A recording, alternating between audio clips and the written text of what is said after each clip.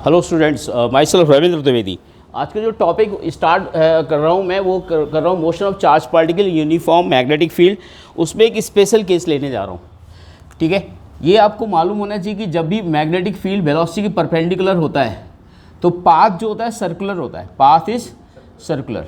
ये हम ऑलरेडी पिछली क्लास में डिस्कस कर चुके थे और ये भी बता चुके थे कि वो कितना टाइम स्पेंड करेगा फील्ड में, मैग्नेटिक फील्ड में वो टाइम कितना स्पेंड करेगा, ये मैं आपको बता चुका हूँ। अब मान लेते हैं हमने ये कोई रीजन कंसीडर किया जिसका जो रीजन की जो थिकनेस है वो d है और इसमें uniform magnetic field B directed into the plane of the paper है और कांस्टेंट मैग्नेटिक फील्ड है। ये जो रीजन दे रखा है स्पेस जहाँ पर मैग्नेटिक फील्ड एग्जिस्ट कर रही है, उस रीजन में जो d है ये आपका रेडियस ऑफ कर्वेचर से कम है, रेडियस ऑफ कर्वेचर से कम है। जैसे radius of curvature last class में मैंने बताया था mb/qb, क्या बताया था mb/qb। अगर मान लेते हैं लेट, उसने क्वेश्चन में दे दिया कि d बराबर mb/3qb दे दिया, इसका मतलब रेडियस ऑफ कर्वेचर का 1/3 हो गया। तो वो पूछ सकता है यहाँ पर कि अगर चार्ज पार्टिकल यहाँ से इंटर करेगा, इधर ध्यान दो, तो कितना वो टाइम स्पेंड करेगा और जब ये फील्ड से बाहर आएगा तो किस एंगल से बाहर आएगा। ये चीज़ें पूछी जा सकती हैं। तो ध्यान से देखिएगा कि रीजन इनसफिशिएंट है ताकि वो पूरा सर्किल कंप्लीट नहीं कर पा रहा है और मतलब फील्ड में मतलब मुड़ने से पहले ही वो फील्ड से बाहर आ जाएगा, मतलब यहाँ पर सर्किल का कुछ सेक्शन कंप्लीट करेगा। ओके, तो यहाँ पर क्या बात हो रही है, जैसे मान लो पॉजिटिव चार्ज हमने ले लिया और यहाँ पर v वेलोसिटी दे दी और मैग्नेटिक फील्ड वेलोसिटी के परपेंडिकुलर तो पाथ सर्कुलर होगा, तो यहाँ से ही पार्टिकल में फोर्स लगना स्टार्ट हो जाएगा जैसे ही वो मैग्नेटिक फील्ड में आएगा। और फोर्स का डायरेक्शन आपको मैंने बताया था कि मैग्नेटिक फील्ड वेलोसिटी के परपेंडिकुलर होगा, यानी इस पर आप देखो तो डेविएशन ऊपर की तरफ होगा, तो इसके परपेंडिकुलर लाइन खींचेंगे तो सेंटर कहीं यहाँ कहीं इस लाइन में आना चाहिए, लेकिन ये पूरा सर्किल में मुड़ नहीं जा नहीं पाएगा। तो यहाँ पर क्या होगा, वो मुड़ने से पहले ही ये सर्कुलर पाथ को लीव कर जाएगा क्योंकि फील्ड इनसफिशिएंट है। फील्ड क्या है, मतलब सॉरी रीजन इनसफिशिएंट है, फील्ड का रीजन जो है वो इनसफिशिएंट है, यानी कि वो सर्कल में कुछ सेक्शन तो रहेगा लेकिन वो पूरा उसमें टाइम स्पेंड नहीं कर पाएगा और उसके पहले ही वो जैसे ही इस फील्ड से बाहर आएगा वो सीधे स्ट्रेट रूप में बाहर निकल जाएगा पार्टिकल।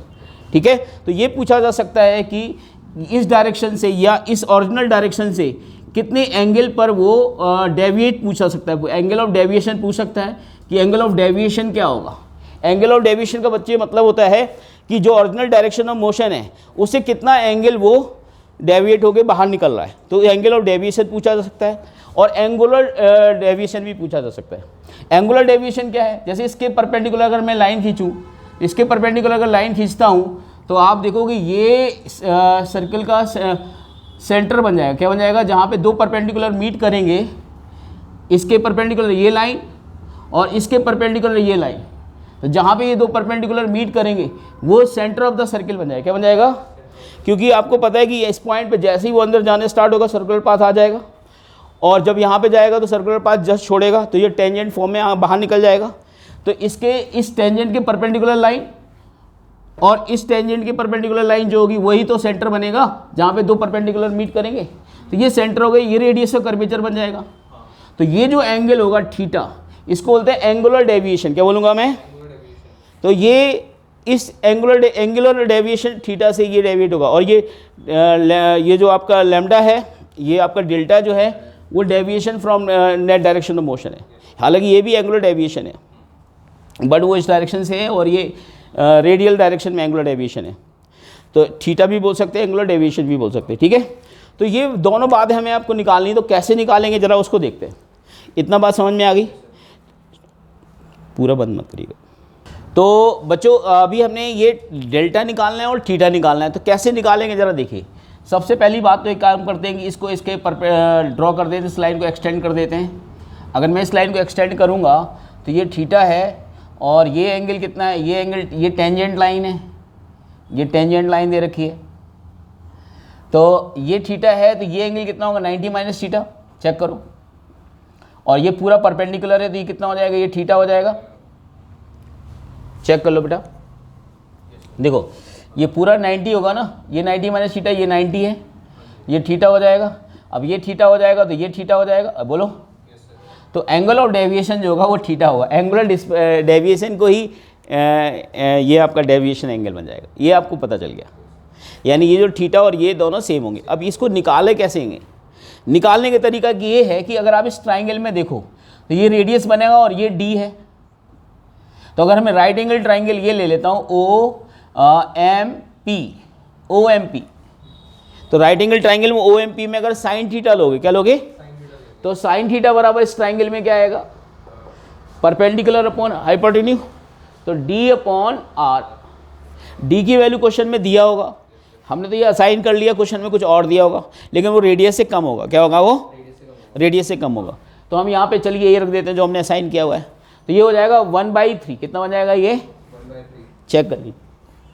हो जाएगा। तो ये 1/3 बन गया। इसका मतलब जो हमारा एंगल ऑफ डेविएशन होगा वो हो जाएगा sine inverse 1/3। Are you getting my point? तो एक तो आंसर आपके पास ये आ चुका है। ओके अब एक बात ये पूछा जा सकता है कि ये वर्टिकली कितना डिस्प्लेस होगा, वर्टिकल डायरेक्शन में कितना डिस्प्लेस होगा। तो वर्टिकल डायरेक्शन में डिस्प्लेस अगर निकालना है तो ये यहाँ से यहाँ तक कितना होगा? R sine theta. ये होगा हमारा कितना होगा बेटा? R cos theta, sorry r cos theta. तो अगर हमें ये वर्टिकल डेविएशन निकालना है, वर्टिकल डेविएशन क्या निकालना है? वर्टिकल डेविएशन, तो वो कितना हो जाएगा? R minus r cos theta, r minus r cos theta. और आर को हम बाहर ले लें तो आर बराबर क्या होता है? M B upon Q B, और 1 माइनस साइन कॉस थीटा, और कॉस थीटा को लिख सकते हो आप under root of 1 minus sine square theta, और साइन थीटा हमारे पास 1/3 है ही। तो यहाँ से हमारा वर्टिकल डेविएशन आ जाएगा। तो वर्टिकल डेविएशन की वैल्यू को प्रॉपर लिख लेते हैं। कितना हो जाएगा? ये बन जाएगा M B upon Q B bracket में 1 minus under root of 1 minus 1/9। Are you getting my point? कितना हो जाएगा? M B upon Q B bracket ये बन जाएगा 1 माइनस ये हो जाएगा 8/3 रूट 8/3। ओके, तो this is the vertical deviation. Note कर लीजिए, स्टॉप।